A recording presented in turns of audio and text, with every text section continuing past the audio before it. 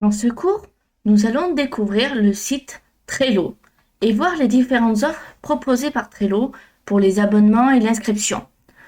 Ainsi, on va voir ce qu'il est possible de faire et voir ce que nous allons utiliser. Alors pour accéder à Trello, rien de très compliqué.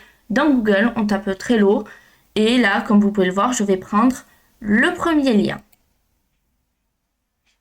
J'arrive donc sur la page d'accueil de Trello ici.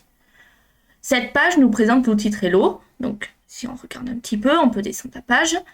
Et ici, on a découvert le travail sous un autre jour. Et comme on peut le voir, c'est présenté comme une nouvelle manière de travailler ensemble. En effet, Trello est un outil de travail collaboratif, de gestion de projet. Si on remonte la page, on peut voir les fonctionnalités ici, qu'on peut également retrouver en haut, ici, dans Fonctionnalités. Et on peut voir les différentes fonctionnalités. Par exemple, si on va sur Vue, on peut en savoir plus sur les vues, etc. On va retourner sur la page d'accueil maintenant. Et en descendant tout à fait en bas, ici, on peut voir les différents tarifs que Trello possède.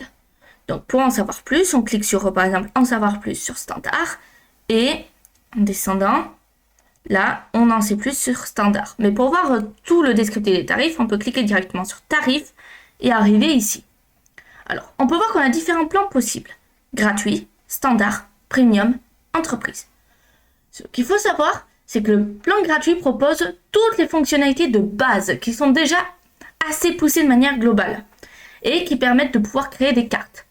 Ce sera vu dans une autre vidéo ce que sont les cartes et d'autres fonctionnalités. Mais cela permet d'avoir toutes les fonctionnalités assez basiques, comme je l'ai dit précédemment. Donc si on descend, on voit qu'on peut créer jusqu'à 10 tableaux par espace de travail. On a des cartes en illimité, des power-up illimités par tableau. On a un espace de stockage illimité, bon, quand même un peu limité, mais c'est déjà pas mal. La version gratuite, en fait, est suffisante pour des petites équipes et des petits besoins pas très complexes, comme c'est noté ici. Ensuite, on a la version standard, qui est un peu plus poussée. Il permet une meilleure précision dans son travail collaboratif. Il permet un stockage de fichiers un peu plus important, ici. Il convient bien aux indépendants ou aux petites équipes qui ont besoin de quelque chose de plus important, qui ont plus de besoins, comme on peut le voir. Donc ça reprend un peu ce qu'il y a ici dans le gratuit en rajoutant des fonctionnalités. Ensuite, le premium. Donc ça permet d'avoir assez de fonctionnalités plus avancées en matière de gestion de projet. C'est très intéressant. Cependant, même si on peut l'essayer gratuitement, comme c'est noté ici, on va rester sur la version gratuite.